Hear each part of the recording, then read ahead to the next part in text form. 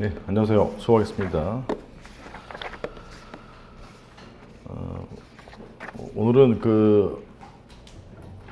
여러 가지를 고민해 봤는데 이 사례집을 쭉 앞에서부터 볼까 아니면 최신 판례를 들여서 할까. 최신 판례는 유튜브에 올라가 있고 아무래도 이제 여러분들이 좀 이기에 다른 강의보다 좀 제가 밀어붙여 가지고 다 끝냈기 때문에 노무사 기출 문제를 뒤에 실려 있는 거를 쭉 연습을 하는 게 좋겠다. 그래서 11년부터 22년까지니까 한 12년치가 있죠. 그래서 4회, 1교시, 2교시, 3교시 4회 정도씩 나눠 가지고 진행을 할 테고, 여러분들이 목차 잡고 이제 답안지 쓰는 연습. 그다음에 동일 쟁점일 경우에는 목차는 안 쓰고 사안 해결만 쓰고, 이렇게 하면 1교시에 4년치 정도씩 해서 끝낼 수 있을 것 같아요. 그래서 오늘은 노무사 뒤에 있는 기출문제 연습하도록 하겠습니다. 지난번에 시험 보신 거 채점평하고 이제 예시답안이, 모범답안이 있는데, 일단 그 모범답안으로 말씀을 드리면, 수리 거부에 대해서 알고 계신 것처럼 수리 거부에 대해서 취소송을 통한 권리구제 방안이라면 출제 의도가 뭐라고 했었죠? 수리를 어떻게 받느냐, 그걸 논증하는 게 핵심이다. 그래서 그 답안에 이쪽에 보시면 소송 요건, 그다음에 본안 심리에서 위법성은 가점사니까 이쪽에, 그다음에 기속력으로 받을 수 있느냐, 수리 처분을 받을 수 있냐, 그다음에 2번에 간접 강제로 수리 처분을 받을 수 있느냐, 그다음에 3쪽에 가구제, 집행정지나 아니면 가처분으로 수리처분을 받을 수 있느냐, 임시수리처분이죠. 임시수리처분. 그 단어가 수리처분이나 임시수리처분 등이 나오는 게 이제 이 사안의 핵심이라고 지난번에 말씀드렸었죠. 그래서 이 모범답안도, 모범답안은 아니고 좀 부족한 답안이긴 하지만 수리처분이라는 단어가 안 보였어요. 6쪽까지 쭉 보면 수리처분이라는 단어가 안 나오죠. 임시수리처분이나. 그 단어가 나올 수 있도록 답안을 작성하셔야 돼. 그 다음에 7쪽에 보시면 진호위의 처분 등에 대한 제가 소송을 물어봤는데 심판을 쓰셨단 말이야. 근데 채점하다가 이제 죽을 뻔했어. 이게 뭐지? 문제 안 읽나? 소송상의 절차, 소송 절차를 논하는 건데, 그래서 총균적계를 해가지고 좀 당황했어요. 항상 문제를 잘 읽으셔야 돼. 이것도 특칙 위주로 논하고, 전개는 소송 요건, 그다음에 심리, 판결, 8쪽에 판결의 효력, 가구제 등등으로 이제 논해 주면 되는 것이니까, 다른 분은 다 그렇게 쓰셨고 이분이 그렇게 못 쓰셔가지고 제가 보여드리는 의미에서 체크를 한번 해봤습니다. 그다음에 오늘 자료는, 오늘 자료가 아니라 문제 사례집에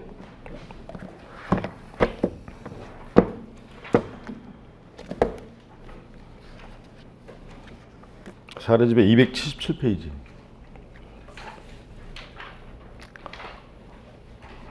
이번 일주일 동안 시험 안 보니까 다 정리했어요. 아까 일부는 이래독 했다고 그러던데, 이래독 했어요? 저를 쳐다보시고, 저기 이래독 하셨어? 저기 웃고 있고, 여기 딴 데 보고 있고, 이래독 했어요? 남보다 먼저 갔으면, 쟁송은 항상 빨리 정리해 놓고 그 다음에 다른 과목에 시간을 투자하세요. 쟁송에 시간 투자한 건 바보 천치야. 쟁송을 일단 정리하시고, 여기 이제 오늘 끝나면 또 한 2주 정도 있으니까 방학 동안에 이래독 하셨던 분은 짧은 기간 동안에 이래독 다시 한번 해보시고, 안 하셨던 분은 반드시 이래독은 하셔야 돼. 이래독이라 하는 거는 뭐냐면 이 머릿속에서 안 보고 쓸 수 있게 정리를 좀 하려고 노력하셔야 된다 이 말이야. 277페이지 보죠. 11년 문제. 일단 1, 2, 3번 있는데 1, 2, 3번 1번부터 하죠. 1번 50점이니까 목차 1번 문제 다 봤던 문제들이에요. 봤던 문제들이지만 목차가 따닥 나와야 돼. 사안 해결하고. 그래서 사안 해결부터 먼저 써보세요. 사안 해결 먼저 쓰고 목차 작성하고. 277페이지 노무사 112년 문제 1번.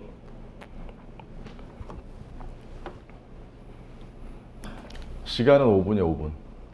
목차는 두 문자로 쓰세요. 실제 시험처럼.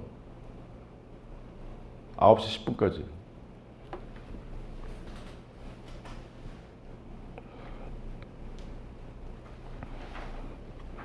그 답안지 쓰시는 거 저한테 보여주셔야 돼.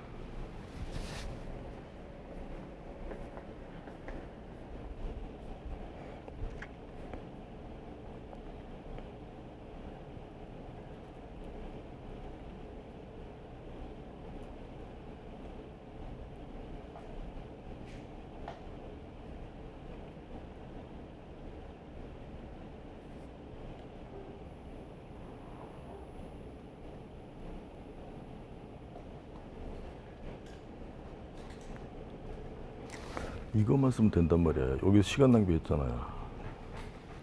그 버릇을 못 고치지?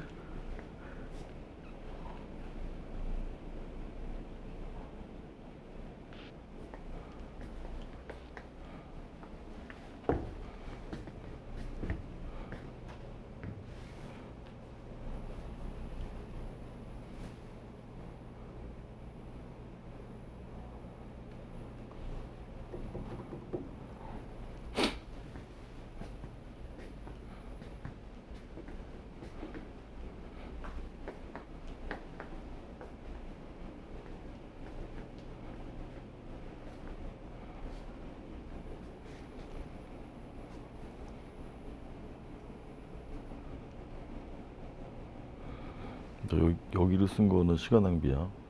이 이유만 쓰면 된단 말이야.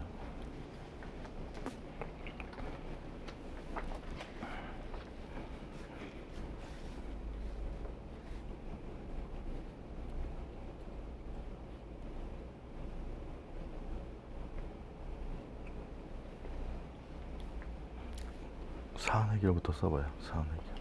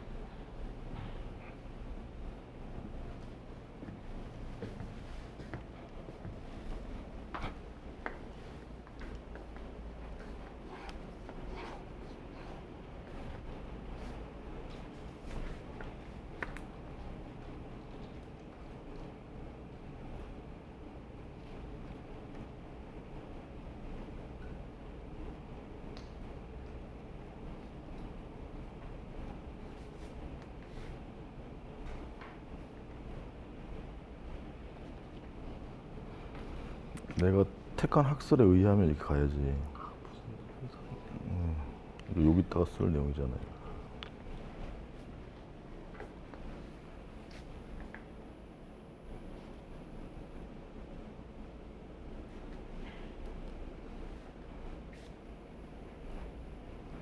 여기까지는 쓸 필요가 없단 말이야. 이 뒤에 답만 써주면 된단 말이야.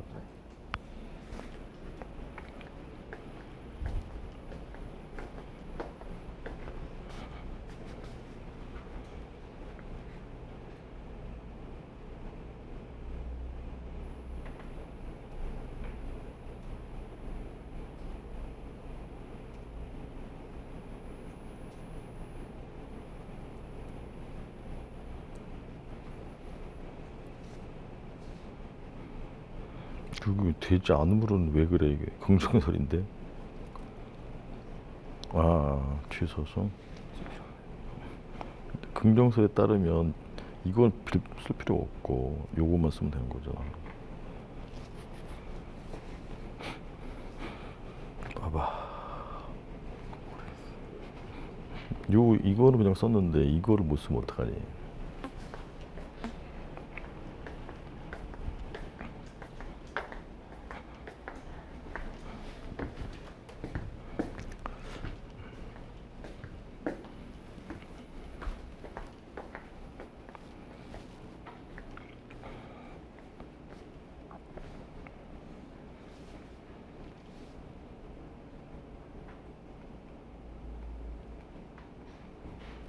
개입이 저거야. 새 면허, 어업면허, 어업면허죠. 어업면허. 여기 사이에 행정청의 어업면허가 다 들어갔대.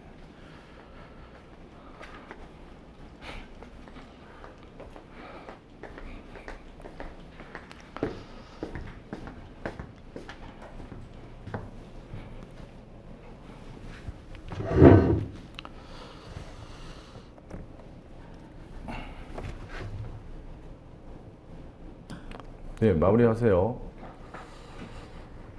일단 1번 문제가 이제 어려운 문제인데 다시 한번 쭉 보니까 정확히 못 쓰고 있어요. 1번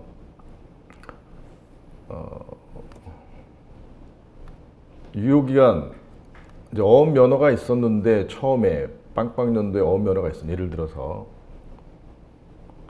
빵빵연도에 어업면허 유효기간이 예를 들어서 1년이 있었는데 1년이 만료돼서 그럼 새로운 어업면허를 이제 함에 있어서 종전 그 어업면허의 내용이 종전 2만 제곱미터보다 축소하는 1만 제곱미터를 했으니까 빵1년도에 새로운 어업면허는 갑에게 이제 침입적인 처분이죠.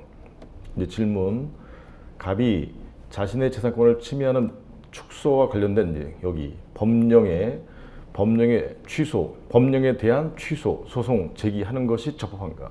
그 로마자 2번의 목차는 법령이 취소소송의 대상이 되는지 여부, 법령. 그 중에서 특히 법규명령이 취소소송의 대상이 되는지 여부. 요거죠, 법규명령. 그 다음에 축소된 어업면허 면적을 종전 2만 제곱미터로 환원해 주는 처분은 새로운 어업면허를 발령해달라. 새로운 어업면허. 그 내용이 2만 제곱미터다. 새로운 나에게 수익적인 어업면허를 발령해달라는 처분을 청구하는 소송은 의무 이행 소송이죠. 그런 것이 특히 이제 적법하게 인정될 수 있는가. 현행법상 조문에 없는데 해석에서 인정될 수 있는가. 적법하게. 그래서 이 단어도 중요한 단어예요. 법령에 대한 취소 소송이 적법한가. 그 다음에 이러한 소송을 인정하는 것이 적법한가. 그래서 로마자 3번의 목차는 의무 이행 소송의 인정 여부 뿐만 아니라 그 가처분 준용 여부도 쓰셔야 돼. 항상 짝꿍이라고 했었잖아요. 짝꿍. 아까 쭉 보니까 의무 이행 소송 인정 여부만 쓰셨는데 가처분 준용 여부도 쓰시면 좋다 이 말이에요. 100점 50점. 그 다음에 사안 해결. 로마자 2번, 로마자 3번, 로마자 4번의 사안 해결 쓸 때 1번. 여기에 대해서 써야 되겠죠. 1번. 번호 붙여가지고. 법규명령이니까 자기가 택한 학설이죠. 택한 학설로 스타트를 끊어야 돼. 예외적 긍정설에 의하면 이렇게 끊어야지. 그렇게 가르쳤는데 왜 다른 소리를 쓰냐 말이야. 예외적 긍정설에 의하면 그 다음에 결론만 쓰면 되는 거예요. 사안의 법규 명령은 무엇의 개입을 통해서 행정청의 어업 면허의 개입을 통해서 갑에게 영향을 미치고 있잖아요. 어업 면허의 개입을 통해서라는 단어가 들어와야 돼. 아시겠어? 엉뚱한 소리 하지 말고. 어업 면허가 행정행위잖아요. 어업 면허의 개입을 통해서 갑에게 영향을 미치므로 따라서 일반적, 추상적, 간접적인 바 처분에 해당하지 않는다. 결론. 이 법규명령에 대한 취소는 부적법하다. 제가 이제 쭉 봤는데 행정행위가 이 사안의 행정행위가 뭐라고? 어업면허야, 어업면허. 그 어업면허의 개입을 통해서라는 단어가 나온 사안이 하나도 없네. 정확히 알아두세요. 기본서 교재 한번 볼까요?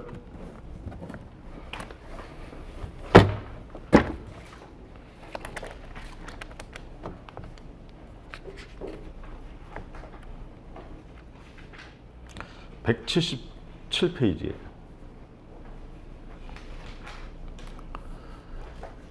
기본서 177페이지 동그라미 3번에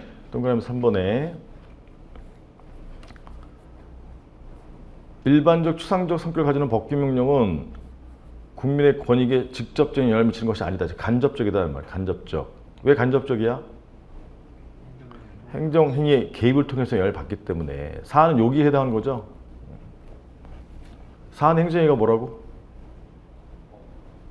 어업면허란 말, 어업면허. 근데 드물륜급 폐지조례 이런 거는 동그라미 4번에 드물륜급 폐지조례의 경우에는 행정청의 매개행위, 행정청의 매개행위가 뭐라고? 행정행위란 말이에요, 행정행위. 그 조례가 바로 학교에 못 다니게 한단 말이에요. 그 행정청의 매개행위가 여기 행정행위라는 점을 알고 계셔야 돼. 그거 없으니까 직접이지. 사안은 어업면허의 매개를 통해서잖아요. 정확히 이해하셔야 돼. 또 나올 수 있단 말이에요, 얘는. 요새는 제가 보기에는 계속 말씀드려왔지만 강사들 간의 경쟁이 치열해갖고 자료가 엄청 쏟아져 나와갖고 그런 자료에서 나올 것 같은데 그렇지 않아요. 기본적인 거에서 문제를 낸단 말이야. 그러니까 기본적인 점을 확실히 알고 계셔야 된다고. 그다음에 로마치 3번의 경우에는 의무행 소송의 인정 여부에서 내가 택한 학설로 가야 될 거 아니야. 내가 택한 학설. 그런데 예외적 긍정설에 의하면 두 가지 요건. 사회죠, 사회. 사회 요건을 갖추었다면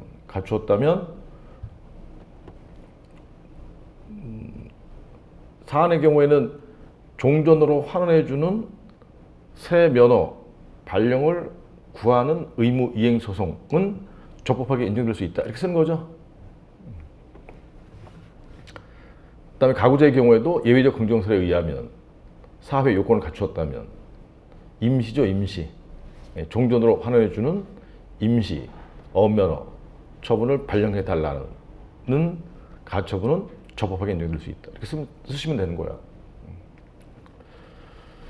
특히 이제 로마자 2번 관련된 쟁점 계속 못 쓰고 있으니까 정확히 쓸 수 있도록 노력하셔야 돼. 특히 사안 해결. 그다음에 로마자 2번의 하부 목차는 아라비아 숫자 1번이 뭐죠? 처분 개념 논쟁부터 가야 된다고. 처분 개념 논쟁. 다시 기본서 175페이지에 맨 위에 문제점에서 세 번째 줄에 논의 실익. 처분 개념 논쟁의 논의 실익은 주로 법규 명령과 사실행위. 통상은 이제 사실행위의 경우를 내는데 이 경우는 법규 명령의 경우란 말이에요. 그러니까 1번에 처분 개념 논쟁을 쓰고 아라비아 숫자 2번에서 이 처분 개념 논쟁이 177페이지에 3분의 1점에 양가로 가번이 아라비아 숫자 2번이 되는 거란 말이야. 처분 개념 논쟁이 논고로 들어가는 것이니까. 그 다음에 3번이 사안의 경우.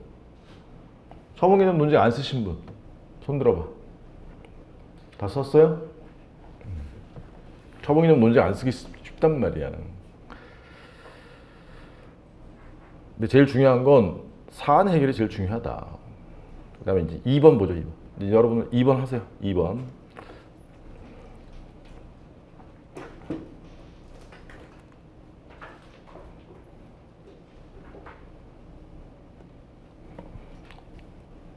중간에 목차를 쓰고 사안 해결을 쓰면 잘 못 쓰더라고. 그러니까 사안 해결을 먼저 쓰고 목차를 한번 써보세요. 원래는 이제 목차에 맞게 사안 해결을 써야 되는 건데 잘 못 쓰니까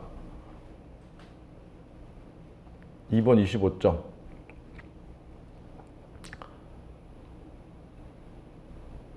시간은 역시 5분 드릴게요. 5분. 뒤에 시계로 22분까지. 아 27분까지.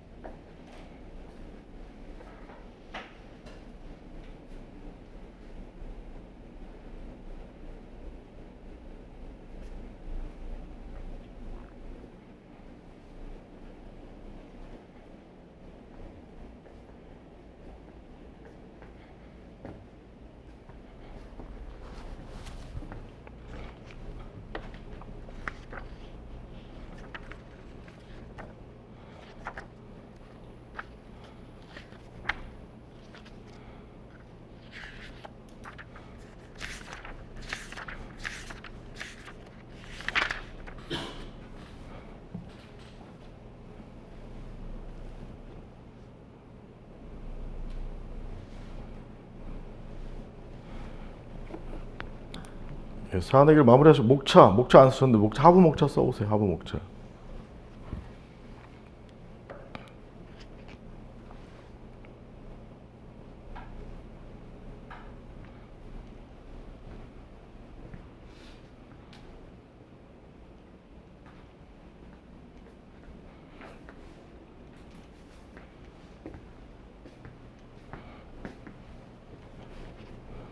생각 안 나면 교재 보고 쓰셔도 돼.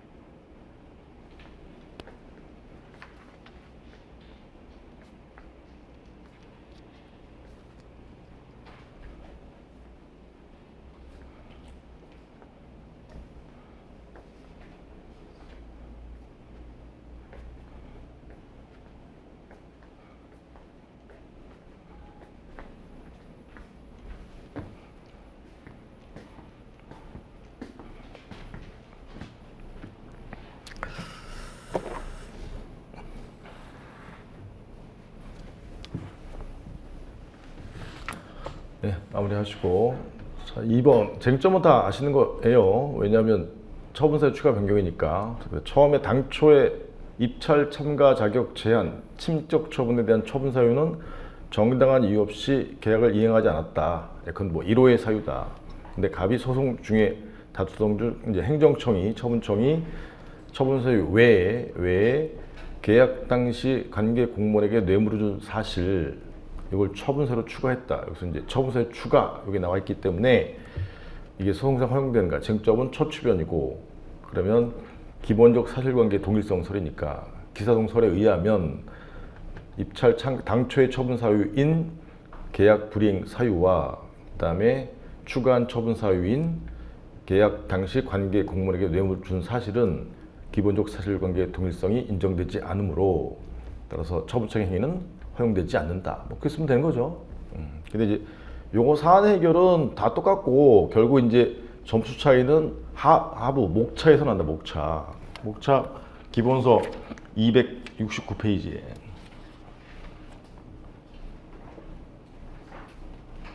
기본서 269페이지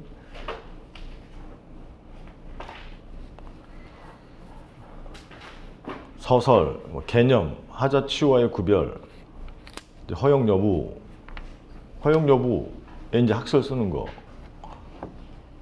270페이지.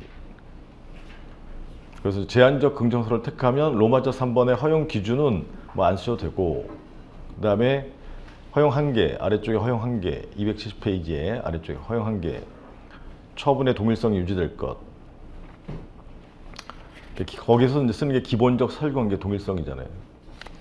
그 다음에 271페이지 양가로 나번에 문제된 경우는 사안이 관련이 없고, 반가로 1번 관련 없고, 반가로 2번 거부 처분 아니고, 그 다음에 272페이지에 허용 기준이 판례니까 판례, 기본적 사실관계 동일성설. 이 판례를 많이 써주는 게 득점 포인트. 인정한 경우, 부정한 경우, 인정한 경우. 그 다음에 273페이지에 로마자 5번에 허용 여부에 따른 조치. 이거는 사안과 무관하고.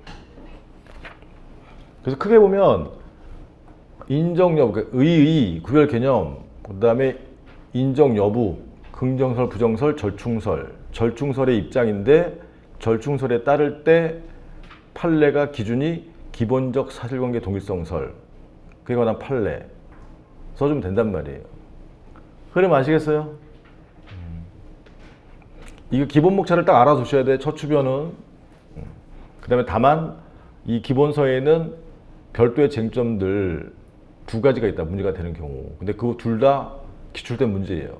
그 기출된 부분은 나중에 관련 부분에 또 가서 써 보시면 되겠고. 다시 사례집 277페이지 이제 3번은 관련 청구성의 병합은 나중에 사례형으로 떴기 때문에 나중에 사례형으로 연습하시면 되고, 오늘 기출문제 하기를 잘했네. 제가 좀 더 막 밀어붙였으면 큰일 날 뻔했다. 기출문제로 딱 정리를 해서 다행이다. 약점들이 쭉쭉 드러나고 있어요. 보니까 운이 좋네. 앞으로는 여러분들이 과대평가하지 말아야겠어. 그동안 좀 과대평가, 공부 되게 잘하는 줄 알았어. 그리고 내가 말하면 쫙 받아들여갖고 쫙 정리할 줄 알았지. 딱 보니까 더럽게 못하네. 미안해요. 여러분들 정도면 이 노무사 수험계에서 A급 에이스들인데, 여기 나오신 분들은 동영상 분들도 에이스급이 있어. 내가 이래서 내가 알고 있는데 졸고 있는 사람 많아. 동영상 조심해.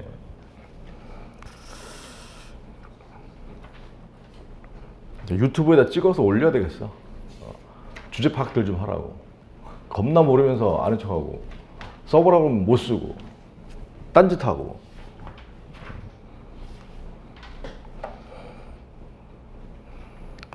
자, 이 정도 했으면 다시 심기일전 할 줄 알겠죠. 정신 차려. 지금부터 정신 똑바로 차려야 된다. 여태까지 한 건 다 거짓말이야. 지금이 초, 중, 상반기, 중반기, 후반기면 후반기죠? 후반기 때 힘을 더 내야 돼. 후반기 때 힘을 더 내려면 자기 자신에 대해서 겸손해져야 돼. 자기 자신을 자책하는 게 아니라, 아, 내가 그동안 너무 조금 방심했었구나. 이런 마음을 버리시고 겸손해지시고 더 열심히 해야겠다. 이런 생각을 가지셔야 된다고. 자, 12년 문제 보겠습니다. 278페이지에 자, 1번 문제 양가로 1, 양가로 2가 있는데 양가로 1부터 한번 해보세요.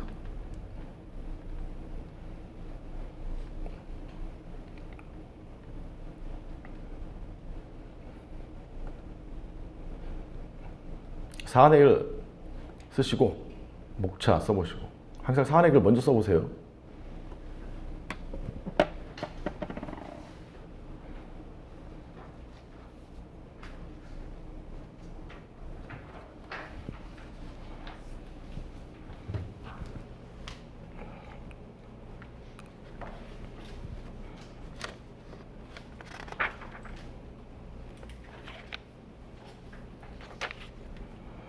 시간은 역시 5분 드릴게요. 5분. 뒤에 시계로 38분까지.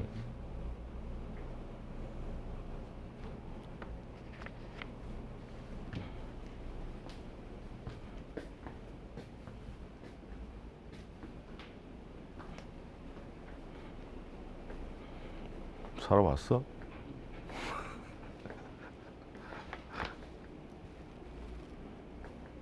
어떻게 살아왔냐? 야, 씨. 이번엔 좀 조금 어렵긴 했어. 어려웠어? 간신히 살았어? 그 정도는 아닙니다. 다행이다.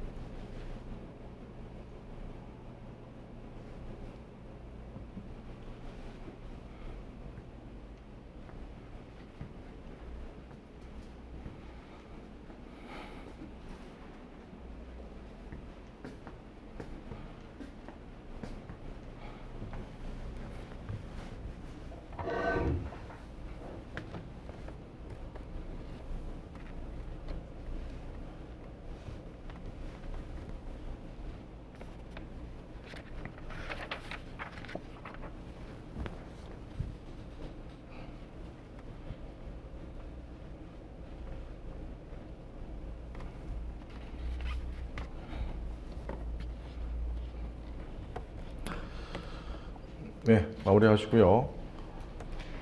뭐 이거는 쉬운 거죠. 근데 이제 사안 해결이 포인트라고 했었고, 세 번째 줄에 을 시장의 설립 심서 반려, 즉 수리 거부는 취소 소송의 대상이 될 수 있는가? 거부가 처분이 되기 위한 요건을 쓰는 것이고, 순서상 이제 갑 노조가 이제 소송을 제기했으니까 갑 노조에게 법령상 노동 법령상 신청권이 있다고 판단이 되고, 이런 식으로 가야 되겠죠. 신청권이 필요한지 여부. 1번 신청권이 있다고 판단이 되고, 2번 수리 거부에 대해서 수리 거부, 공권력 행사의 거부. 근데 이게 수리가 자완신인지 수유신인지 결정을 해야 된단 말이야. 그래서 실질적 심사권이 있다고 판단되므로 수리를 요하는 신고여서 수리 거부는 갑 노조에 이제 권익에 영향을 미치는데, 3번 갑 노조의 이 거부가 권익, 그 권익이 무엇인지 밝혀야 된다. 갑 노조의 권익이 뭐예요? 노동삼권. 단체 노조가 설립신고 수리가 거부되면 노조로서 활동할 수 없으니까 단결권, 단체 행동, 단체 교섭권, 단체 행동권, 노동삼권에 개구직 영향을 미치므로 처분에 해당한다. 이런 순서대로 쓰는 게 득점 포인트라고 말씀을 드렸어요. 근데 이제 목차는 이제 1번, 2번, 3번 다음에 4번에 자완신인지 수유신인지 쓰면 점수가 올라간다. 이해가시겠죠? 양가로 2번.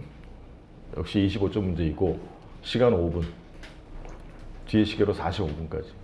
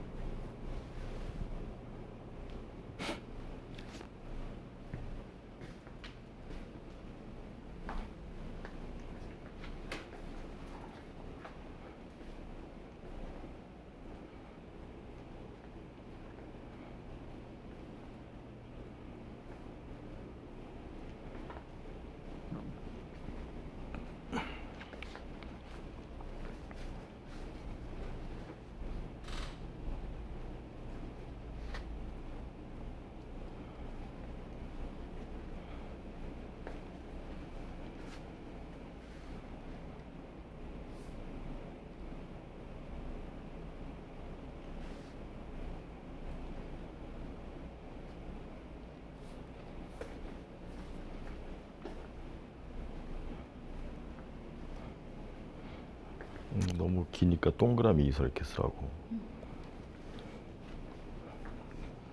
감을 잃었어? 감만 해가지고.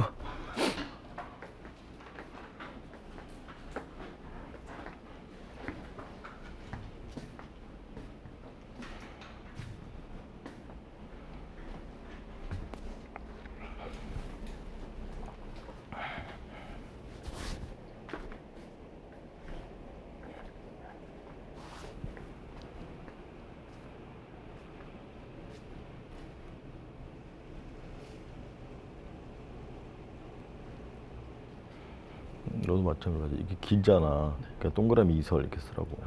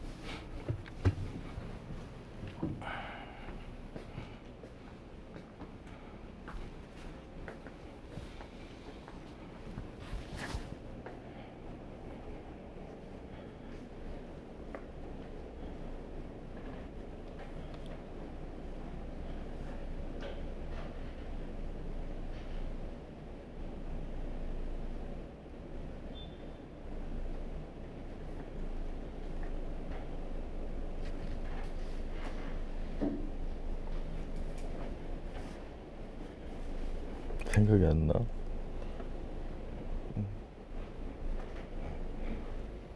설명할 때 잘 듣고 정리 잘해.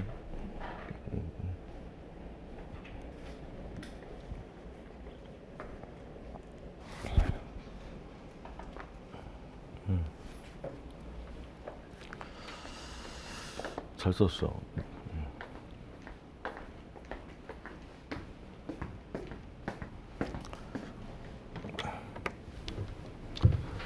자, 같이 보시죠. 뭐 쟁점은 다 파악했어요. 양가로 2번에 일단 양가로 1번에서 라 목을 이유로 근로자가 아닌 자다 해서 거부했는데 취소원 가가지고 관할 법원에서 구직 중에 있는 자도 근로자이니까 거부는 위법해서 두 번째 줄에 반려를 취소, 판결 확정, 인용 판결 확정된 다음에 이제 행정청 얘기 나오니까 기속력이고, 그 다음에 다시 반려하면서 거부하면서 주로 정치운동을 목적으로 한다. 마목이죠, 마목. 그래서 마목이기 때문에 다른 거부 사유로 거부했을 때 규기사동설을 써야 된다. 규기사동설, 규설, 동그라미 이설. 그럼 규설에 의한 판례에 의하면 기본적 사실관계가 따라서 다시 거부할 수 있고, 그에 대해서 다시 취소송을 제기해서 이제 본안에서 주로 정치운동을 목적으로 하지 않았다는 것을 입증한다면 본안에서 인용될 수 있다, 이렇게 쓰는 것이고, 그 다음에 규설을 택했으면 동그라미 이설에 의하면 이렇게 스타트를 끊어야죠. 너무 기니까. 이설에 의하면 새로운 거부 처분은 기속력에 반해서 당연 무효다. 무효. 근데 무효인데 취소송을 제기했잖아요. 그럼 이제 요 얘기를 써주면 이제 고득점인 거지. 무효인데 취소송을 제기했을 때 따라서 형식을 중시해야 하고 소송권을 충족한다면 본안심리에서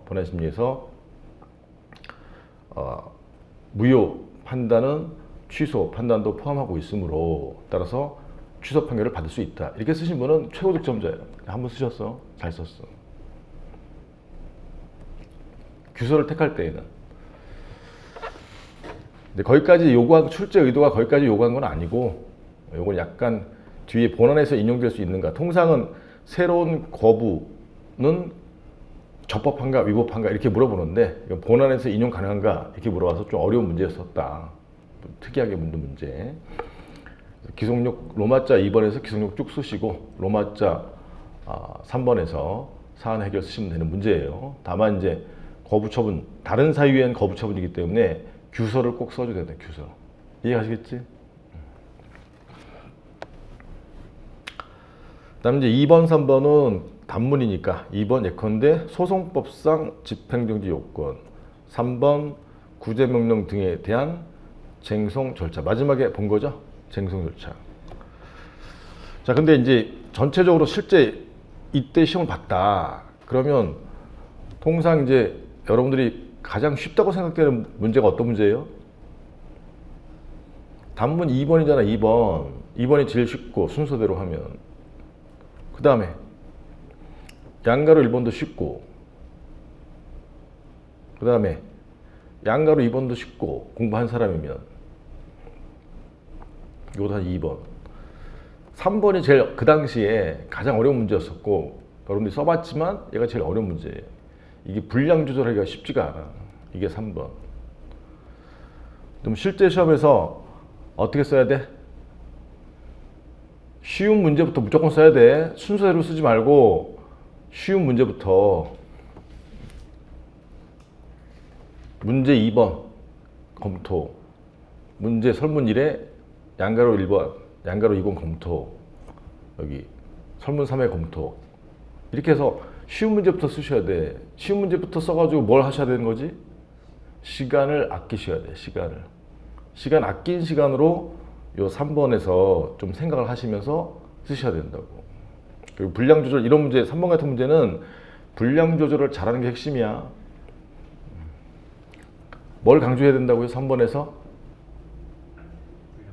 아니야, 분량 조절인데 어디를 강조해야 되냐고. 강조해서 많이 써야 될 부분, 특칙을 강조해야 된단 말이에요. 심판, 절차와 소송 절차 두 개로 나눌 수 있는데 심판 절차의 경우에 특칙, 소송 절차의 경우에 특칙. 기억나요? 그래서 이 문제를 통해서는 실제 시험에서는 쉬운 문제부터 무조건 써서 쉬운 문제에서는 시간을 좀 세이브해야겠구나. 근데 쉬운 문제는 시간을 세이브하려면 중간에 멈추면 안 돼요. 그냥 달려야 돼. 아시겠지? 안다고 해놓고도 꼭 시험장에 가면 딴짓거리 하고 있더라고. 안 봐도 비디오야. 그거를 연습하는 게 요 스터디예요, 스터디. 실제 시험처럼 내가 이런 전략을 짰다. 그러면 여기서 이제 실제 시험이면 이렇게 연습해 보겠다. 그런 걸 자꾸 여기 모의고사 와서 연습하셔야 된다고. 1교시니까 그래도 세 문제는 해야 될 거 아니야. 13년도 문제 보죠. 양가로 1번, 양가로 1번, 30점 문제. 역시 5분 드릴게요, 5분. 56분까지.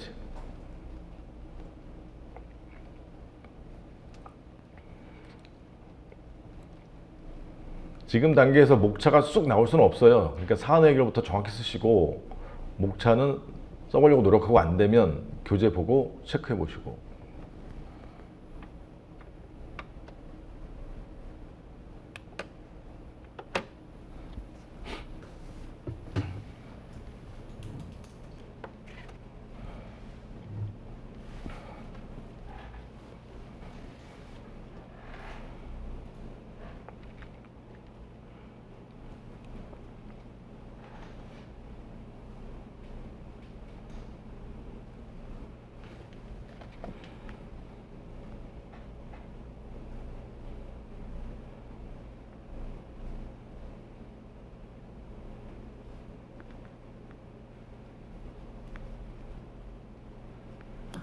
양가로 2까지 해서 8분 드릴 테니까 뒤에 시계로 10시까지 쓰세요.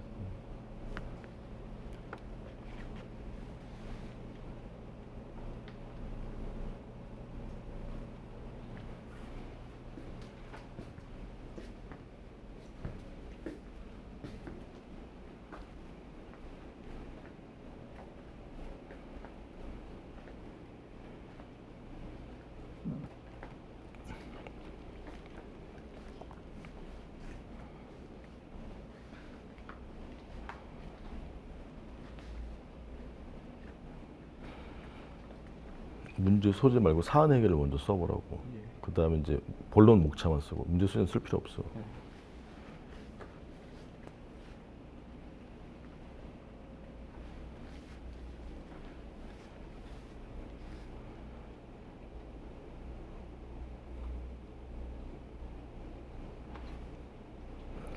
요번에 2주 동안 2회 도군 하셔야겠다. 지금 이거 한 걸로 이걸로만 연습하든가 아니면 이 사례집만으로 계속 보든가. 사례집을 먼저 봐요. 그 다음에 얘를 연습하라고. 앞에 있는 기본 문제요. 내가 사례집 등급 정해줬잖아. 응? 등급 안 정해줬나? 하여튼 요 문제를 쭉 봐요. 요 문제. 그래서 해설 나와 있는 것만 보라고. 해설 나와 있는 것만 안 보고 쓸 수 있게.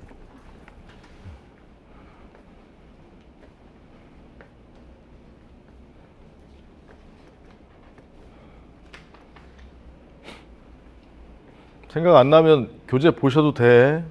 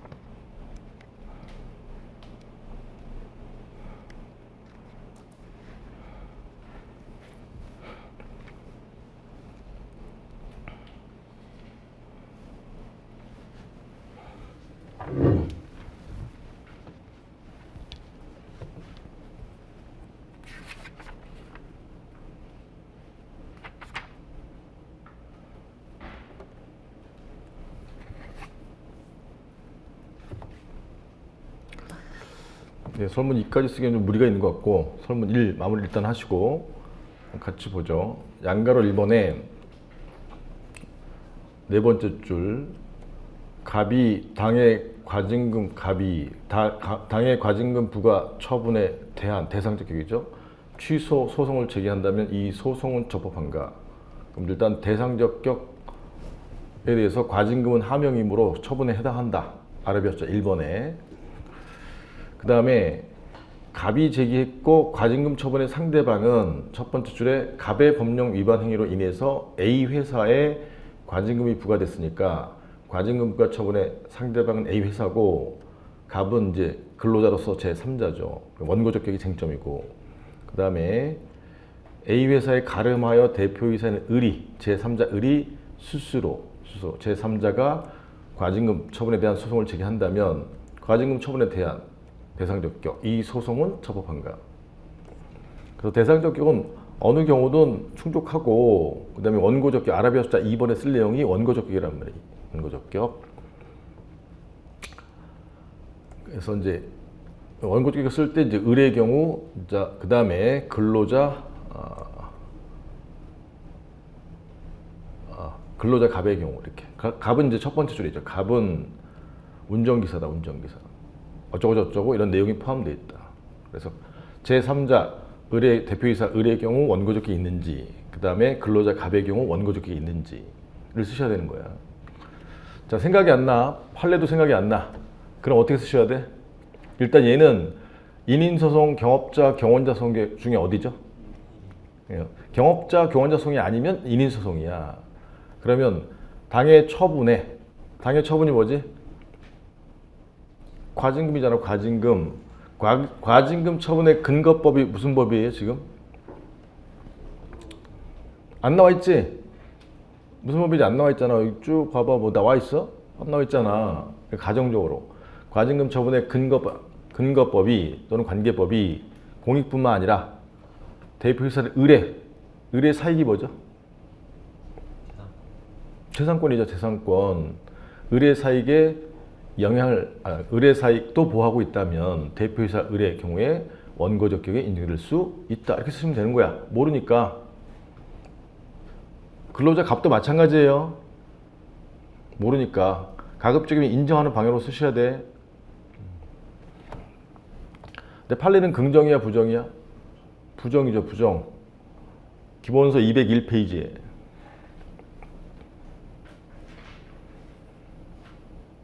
기본서 201페이지에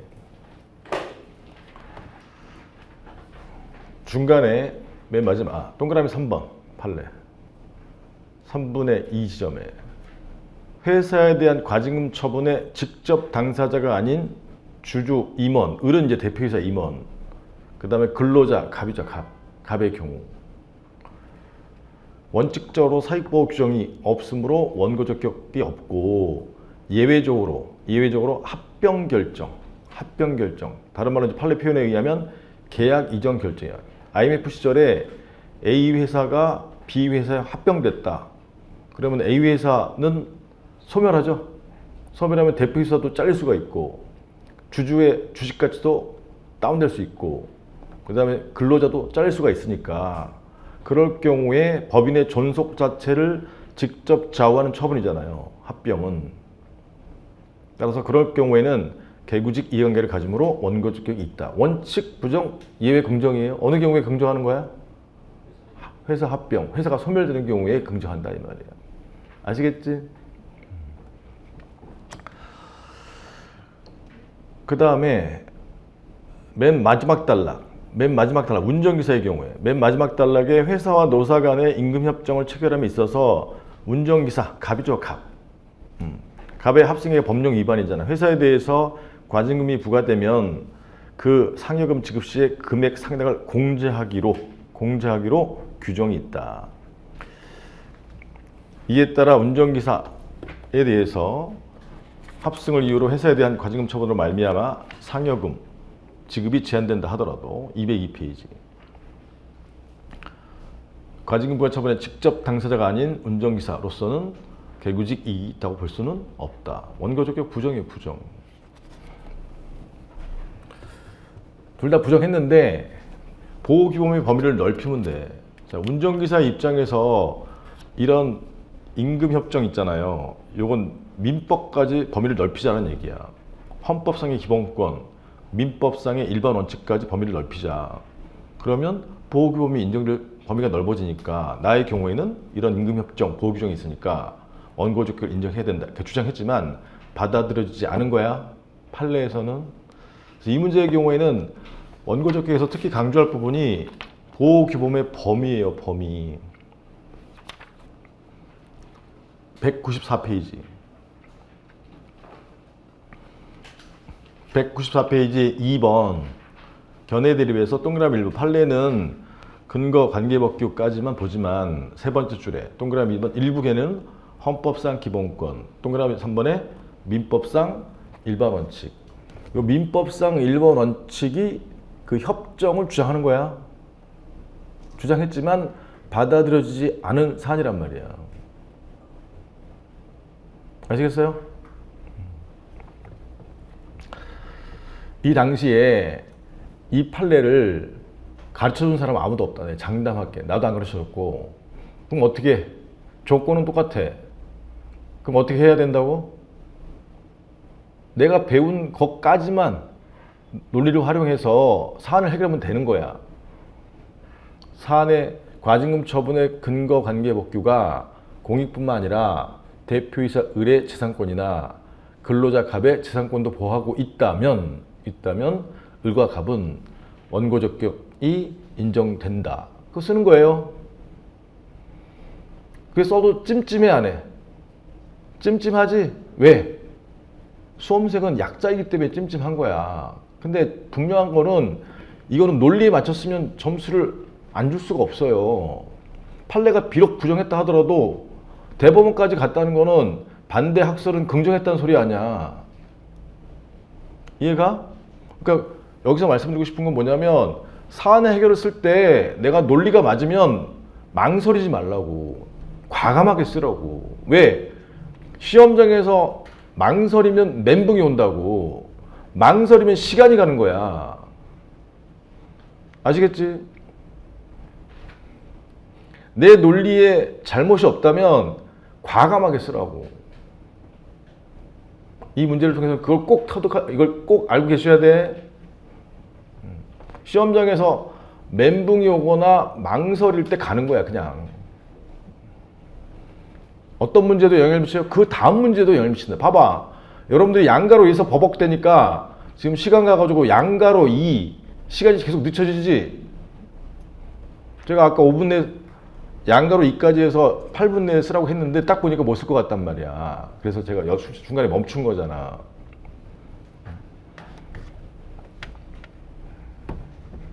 내가 사법시험 1차 3번 붙었다고 얘기했어? 얘기 안 했어요? 그럼 나는 2차 시험장에 몇 번 간 거야? 1차 3번 붙었으니까 6번 간 거야, 6번. 내가 2차를 못 붙어갖고 진짜 천추의 한인데 가장 큰 원인은 정신적으로 너무 힘들었었어. 돈이 없어가지고. 그건 통과하고. 그러니까 제가 말씀드리고 싶은 건 뭐냐면 누구보다도 2차 시험장에 많이 가봤어. 그럼 내가 별 수단을 다 써봤을 거 아니야. 내가 시험장에서 겪은 실전을 얘기해 주는 거야. 내가 시험 봐봤기 때문에. 그냥 박사만 하고 시험 안 본 애들하고는 달라. 변호사 한 번에 붙은 애들하고는 다르다고. 내가 말하는 거는 내 뼈에 새겨진 걸 얘기해 주는 거라고요. 여러분들하고 느끼는 바가 똑같다고. 진심은 원래 와닿는 거지. 진심이란 말이야. 마음에 받아들이고. 나 지금 눈물 나오려고 그래. 마음에 받아들이고. 나처럼 울지 말라고. 다시 양가로 1번에서는 어떻게 해야 된다고? 과감하게 쓰라고. 멈추지 말고 과감하게 써라. 논리에만 맞으면. 판례 몰라도 된다 이 말이야. 이거는 계속 강조해 왔었죠. 그럴 걸 대비해서 일반론을 잘 써야 된단 말이야. 일반론을. 됐고. 양가로 2번까지는 써야지. 양가로 2번은 사안 해결만 쓰세요. 시간은 2분, 10시 10분까지.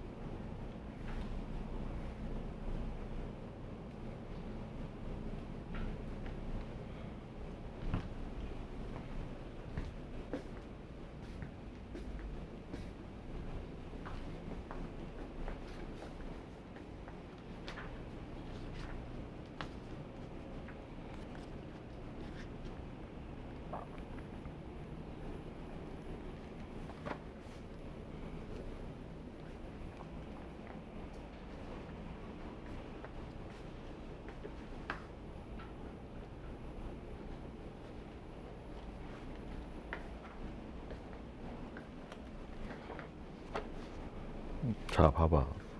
쟁점이 뭐야, 얘? 일부 취소. 판결이잖아, 판결. 그럼 여기서 찾으면 어떻게 해? 내가 논리적 순서로 배치해놨는데 판결 부분에 가야 될 거 아니야. 어?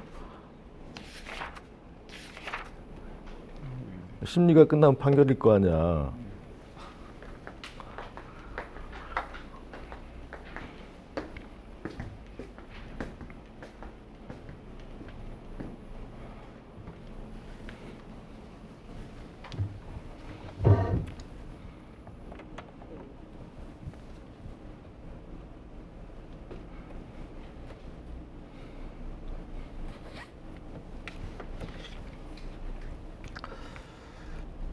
네, 마무리하세요. 양가로 2번. 과징금 부과 처분에 대한 취소에서 법원이 A 회사에 대한 과징금이 지나치게 과다하다. 지나치게 과다하다. 어떤 위법 사유를 받아들인 거죠? 비례 원칙 위반이다. 달랑 배운 건 비례 원칙밖에 없어. 비례 원칙 위반. 너무 세다. 예를 들어서 1억 부과했는데 너무 많다. 비례 원칙 위반하다. 이렇게 판단해서 그럼 위법이니까 이 과징금 부과 처분의 일부를 취소할 수 있는가? 일부 취소. 쟁점이 뭐예요? 일부 취소 판결의 가능성. 기준이죠, 기준. 키워드가 뭐지? 분리 가능성이야, 분리 가능성. 기속행위의 경우에는 가능할 수도 있지만 재량이 과징금 부과 처분을 할 수 있다는 재량이기 때문에 분리 가능성이 없어서 못한다. 전부 취소해야 된다. 이게 판례 내용이잖아요. 그래서 법원이 적정하다고 판단하는 한도, 적정 적법은 6천이고 그걸 넘어가는 4천은 위법하다. 그러니 4천만 분리 가능해서 취소할 수는 없다. 이 말이잖아요. 기본서에는 이제 81페이지의 내용이고 그 다음에 282페이지의 맨 위에 양가로 2번에 재량행위인 경우 과징금 부과 처분의 경우. 아시겠죠? 딱 보면 이제 딱 보면 알고 안 보면 생각이 안 난다는 거지. 네, 지금처럼 계속 연습하셔야 돼. 뭐라고? 키워드가 뭐야? 분리 가능성. 부관의 경우에도 절충설이잖아요. 독립 취소 판결 가능성에서 분리 가능성이잖아. 분리 가능성. 같은 말이라고 했었잖아. 분리 가능성. 근데 제 교재처럼 이렇게 쭉 배점에 맞게 정리해 놓지 않은 거는 만약에 과징금 부과 처분한 달랑이 있어. 그럼 걔가 써가지고 20점 만들 수 있어요? 못한다고. 제 교재에 있는데 고민되는 게 뭐냐? 과징금만 써야 되나? 아니야. 다 때려 쓰고 과징금의 경우에 이렇다. 이런 논리로 가시면 된다. 배점을 왜 20점이나 냈어? 미친 거 아니야? 그죠? 판례 아무리 풀로 써봤자 배 좀 가진 것만 쓰면 못 채운다고. 다른 거 다 쓰라고.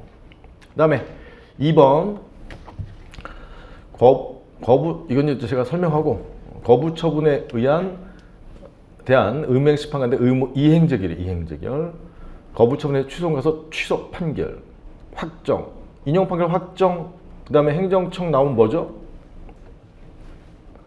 기속력이죠 기속력. 근데 거부 처분이니까 이 거부 처분 기속력 중 반원제 가운데 뭐죠? 재처분 의무.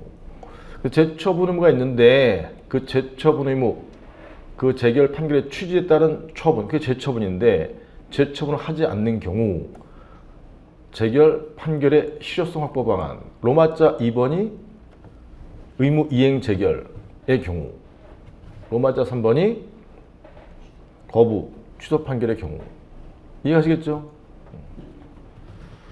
로마자 2번의 1번은 뭐죠? 가처분이 아니잖아. 지금 재처분 의무 불이행이면 집행력이잖아. 집행력. 그러면 심판의 경우에는 뭐가 있어요? 50조에 직접 처분. 2번이 뭐지? 간접강제. 소송의 경우에는 간접강제 34조에 간접강제가 있는 거죠?